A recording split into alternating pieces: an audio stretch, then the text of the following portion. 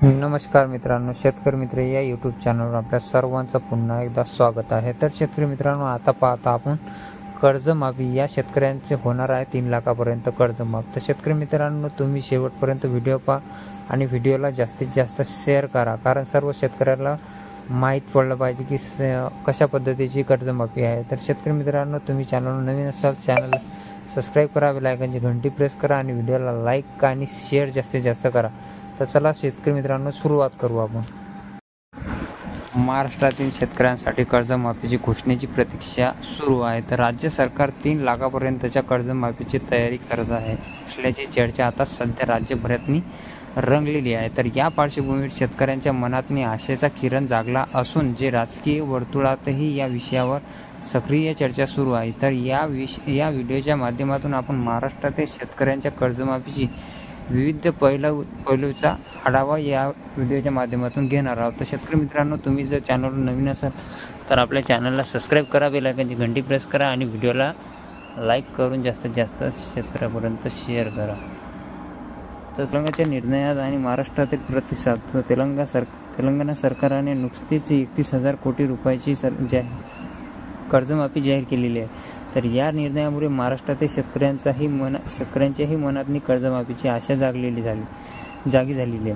तर तेलंगणाच्या या पावलामुळे महाराष्ट्रातील शेतकरी संघटना आणि विरोधी पक्षांनी राज्य सरकारकडे कर्जमाफीची मागणी जोरदारपणे मांडलेली आहे। तर राष्ट्रवादी काँग्रेसचे नेता सुप्रिया सुळे यांनी या संदर्भात सरकारवर टीका केलेली आहे। तर त्याच्यानंतर शेतकरी मित्रांनो, त्यांच्या मते उद्योगपतीचे 10 लाख कोटी रुपयाचे कर्ज माफ केले जाते, परंतु शेतकऱ्यांसाठी मात्र जे काहीही केले नाही जात आणि या वक्तव्यातून शेतकऱ्याप्रती असलेले अन्यायाचे चित्र स्पष्ट दिसत आहे। तर शेतकरी मित्रांनो, सत्ताधारी पक्षाच्या नेत्यांनी संकेत शेतकऱ्यांच्या कर्जमाफीसाठीच्या हालचालीच्या पार्श्वभूमीवरची छत्रपती संभाजीनगर जिल्हा मध्यवर्ती बँकेच्या विशेष सभेतनी हा मुद्दा चर्चेला आला। तर जालन्याचे खासदार डॉक्टर कल्याण काळे यांनी सरसकट कर्जमाफीची मागणी केलेली आहे। तर छत्रपती संभाजीनगरचे खासदार संदीपान भुमरे यांनी एक महत्त्वाचा संकेत दिला आहे। तर त्यांच्या म्हणण्यानुसार सरकार 3 लाखापर्यंतचे कर्ज माफ करण्याच्या विचारात आहे। तर राज्याचे पणन मंत्री अब्दुल सत्तार यांनी माध्यमांशी संवाद साधताना कर्जमाफीबाबत सरकारच्या सहानुभूतीपूर्वक विचाराचा उल्लेख केलेला आहे। तर मात्र कृषी मंत्री धनंजय मुंडे यांनी या विषयावर थेट भाष्य करणे टाळलेले आहे।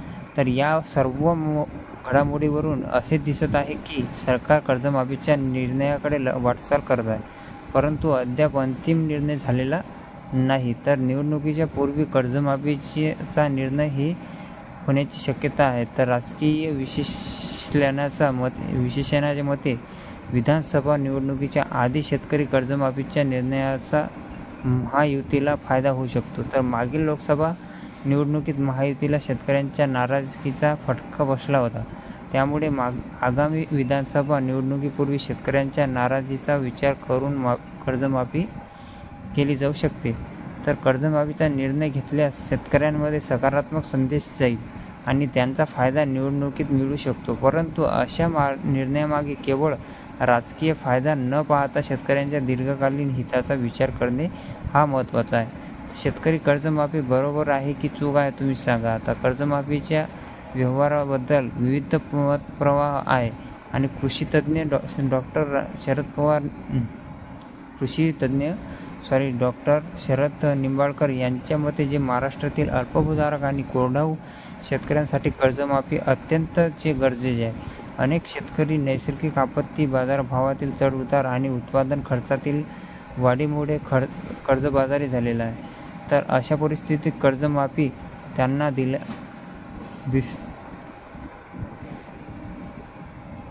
दिलासा देऊ शकतो। तर परंतु आर्थिक तज्ज्ञ राजेंद्र जाधव यांच्या मते राज्यात आर्थिक परिस्थिती ही कर्जमाफी व्यवहार्थ नाही। यांच्या म्हणण्यानुसार जे कर्जमाफीमुळे राज्यात तिजोरीवर मोठा बोजा पडेल आणि इतर विकास कामावर त्यांचा विपरीत परिणाम होऊ शकतो. तर शिवाय नियमित कर्जफेड करणाऱ्या शेतकऱ्यांमध्ये कर्जमाफीचा निर्णय ही चुकीचा संदेश देऊ शकतो. तर कर्जमाफीवर शेतकऱ्यांच्या मते कर्जमाफीशिवाय इतर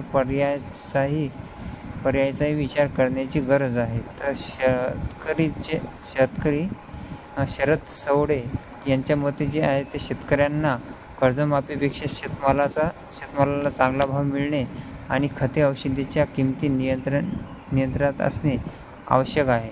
तर यांच्या मते पेरणी आधी प्रति हेक्टरी अनुदान, शेती पिकाच्या हमीभावाची कायदेशीर बंधने, पाठपुराव्याची नियमितता, वीज आणि सिंचनाच्या सुविधाची उपलब्धता यावर कामे करायला हवी. तर दुसरीकडे गेल्या काही वर्षापासून कर्जमाफी बाबतची असलेले शेतकरी साईनाथ चव्हाण यांनी अपेक्षित आहे की सरकार कर्जमाफीची अंमलबजावणी करेल.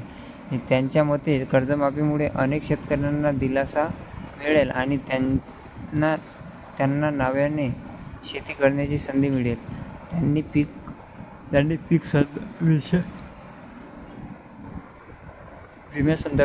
विम्यासंदर्भातही तक्रारी मांडल्या आहेत आणि या व्यवस्थेत सुधारणा करण्याची मागणी केलेली आहे.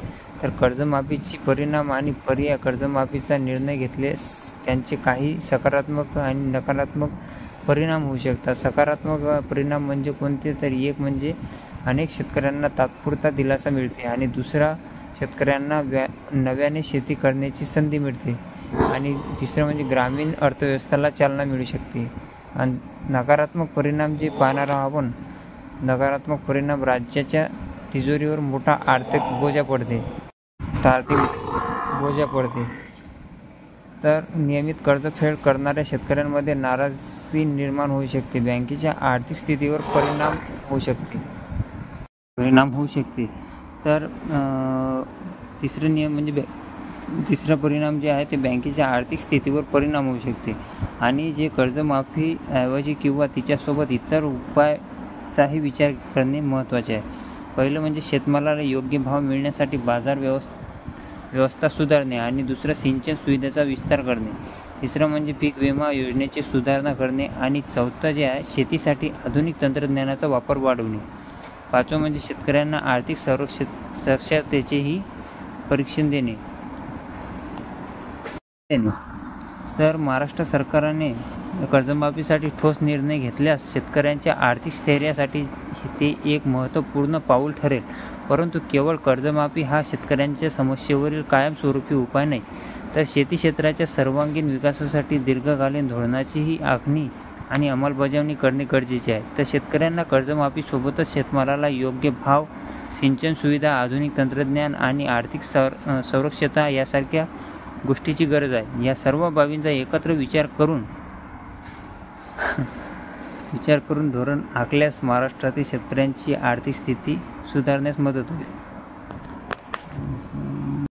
शेतकरी मित्रांनो, तुम्हाला माहिती कशी वाटली याबद्दल तुम्ही कमेंट बॉक्समध्ये सांगा आणि चॅनलला सबस्क्राईब करून बेल आयकॉनची घंटी प्रेस करा आणि व्हिडिओ जास्तीत जास्त शेअर करा. तर चला शेतकरी मित्रांनो, भेटू आपण दुसऱ्या व्हिडिओमध्ये. तोपर्यंत धन्यवाद.